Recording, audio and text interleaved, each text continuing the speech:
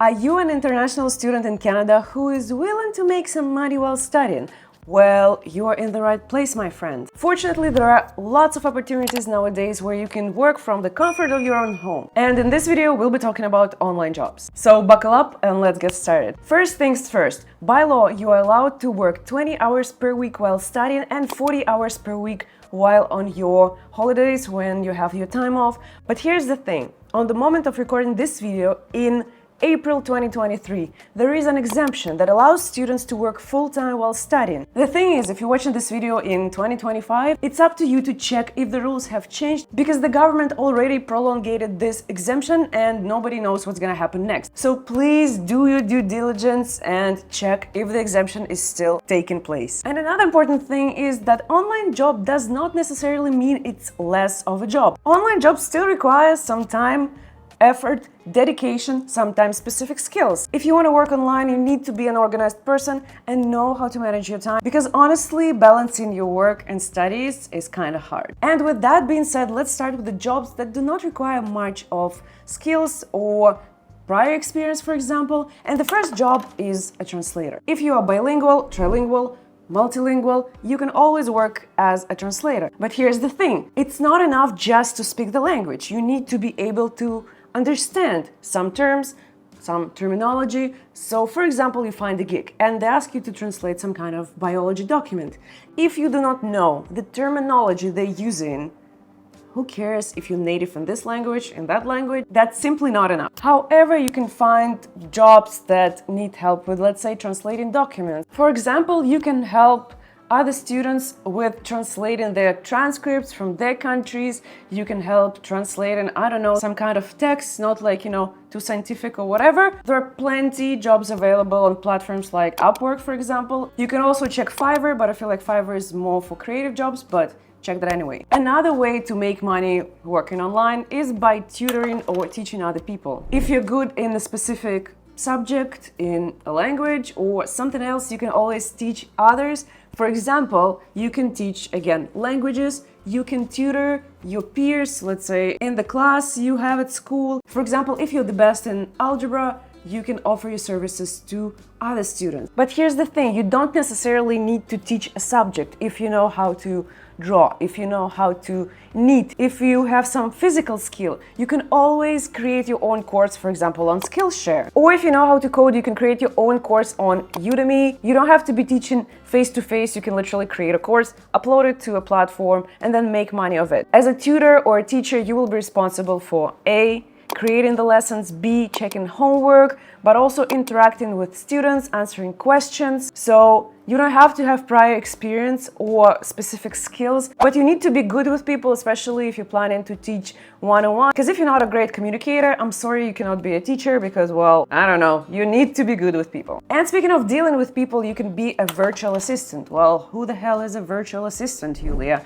Well, that's basically a person who helps another person. For example, Miss Yulia wants to go to Brazil. Miss Yulia hires a person and tells them, hey, I want to go to Brazil, for example, in July. Please help me research. What can I do there? Check the tickets, check hotels, Airbnbs, things to do, and stuff like that. So basically somebody's delegating their work to an assistant. But it's not only about research. Virtual assistants help other people with managing emails, answering emails, scheduling appointments, making phone calls, you name it. If you want to be a personal assistant, you need to be a highly organized person and very detail-oriented, because if you schedule an appointment during a time slot when a person doesn't have a free time slot, well, I mean, that is not very nice of you. So these were the jobs that require you to have little or almost no prior experience or specific skill set. But let's talk about jobs that will require you to have some kind of a skill set. And the first job category is anything design related. Graphic design, illustrator, UX UI design, product design. I know some people went to school for that. For example, me. If you didn't know, hi, I'm Yulia, I'm a product designer. That's my main job. But here's the thing, nowadays there are so many resources available, it's just ridiculous. Why the hell did I pay so much money for going to college? Nowadays you literally go on YouTube, you find so many courses on so many things. So if you've always wanted to try something creative, maybe you should take a course and try yourself as a designer. Designers of all kinds are responsible for things of all kinds, basically, from business cards to presentations to websites to applications, you name it. Anything that can have a logo or something, designers. And as a designer, most likely you'll be paid a bit on a higher end compared to, let's say, personal assistants or tutors and teachers. So maybe you've always wanted to be a graphic designer and wanted it to be your career, so why not try it now? The next job will require you to have some kind of writing skills, and that's content writer or copywriter. If you have good writing skills, you can literally write anything you want.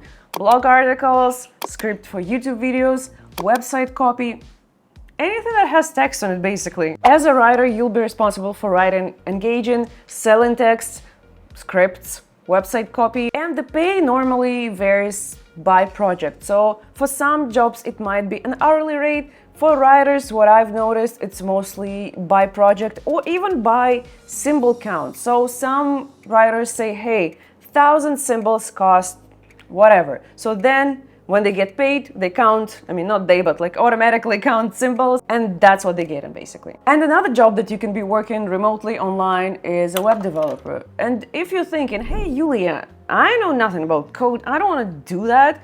Well, my friend, there are so many platforms nowadays that require no code, literally. I'm working with them. I'm not the greatest developer, but I mean, I can still navigate it. Wix, Weebly, Webflow, Squarespace, Tilda, lots of them. Those platforms are super easy to learn, especially if you're good with computers, if you're interested in this topic, these platforms are super easy to navigate. Except maybe for Webflow. Webflow requires you to have some kind of prior development experience, or at least you'll need to understand how the code works, because Webflow is more of an advanced tool. You're gonna sit here with us, you're gonna work remotely. If you don't mind, my personal assistant gonna be staying with us for a little while. And another popular jobs for students, I find, is social media management, especially nowadays where we literally live online. You take any person you know, I'm pretty sure they have an account on social media, whether it's TikTok, YouTube, Instagram, or any other platform. As a social media manager, you can expect to do a whole bunch of things, from creating posts, to researching trends, to scripting videos, to making content plan. Honestly, the opportunities here are endless, because literally every single week things change and you're like, oh my god, I need someone to help me with that stuff. If you think you're not creative enough, you can always help content creators with finding partnerships, with signing contracts. Maybe you want to be more of a personal assistant slash social media manager. It's totally fine, honestly. I'm not even sure at this point what social media managers do, because there are literally so many jobs for them. And speaking of creative jobs, the next one might require you to have some kind of special skills,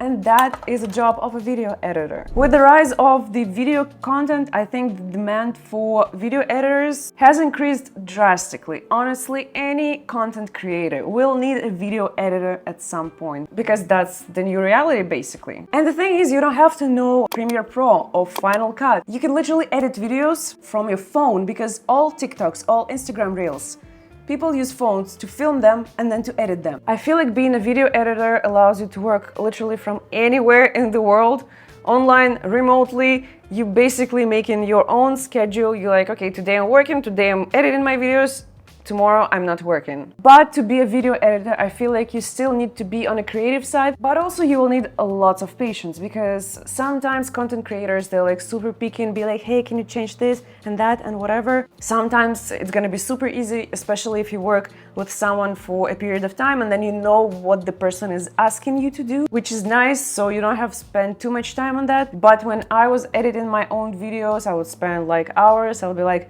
okay, I need to make it perfect, and my patience, it was just like, I'm done. And for video editors, I feel like it's the easiest to find a job, and designers, I think, as well, because nothing speaks louder than your portfolio. You can do some projects for fun, film your friends, film your, I don't know, cat, whatever, and then make a show reel, a video reel, and be like, hey, that's what I can do. Let's work together. But also video editing, I think it's the job that can lead you to a full-time employment if that's what you want to do. So if you want to learn something new, video editing. I'm telling you, the demand will only increase with time. And if you want to be on other side of things, you can be a content creator like Miss Yulia. Disclaimer, it's a very hard job, my friends. If you think you just take a camera and you film a video, blah, blah, blah, and people pay you money, Wrong. This job requires lots of efforts, patience again. But here's the thing, you don't need to be in front of your camera all the time.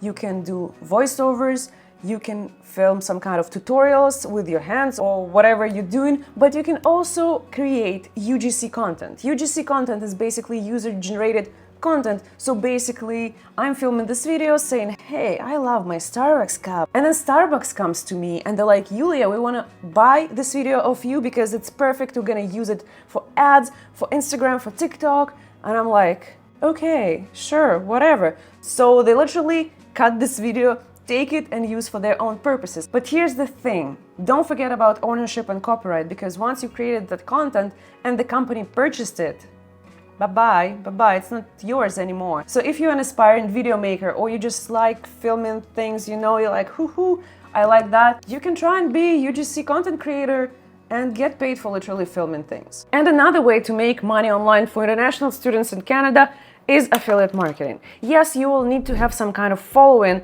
to make lots of money, but not necessarily. If you sell, let's say, expensive products like courses, like, I don't know, books, like gadgets, you can make good money. But please note, it's more like a side hustle, I would say, because in order to make a living of affiliate marketing, my friend, you need to have, 5 million followers on TikTok. So maybe in that case, you will make good money. But if you're just starting out, consider this like a good, addition to your salary. And again, nowadays there are literally affiliate programs for anything from Sephora to credit cards. Literally anything you see, you can be an affiliate partner of. For this job, the most important skill to have would be selling things, because some people are just amazing at selling things. Some people are just terrible. So if you're a natural, salesman, saleswoman, then yes, maybe you should try and be an affiliate marketer.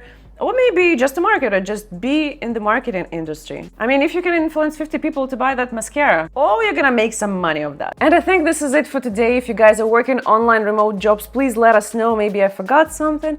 And if you want a part 2, we know what to do. Smash the like button, subscribe to this channel so you don't miss any new videos. And I'll see you guys next week. Bye!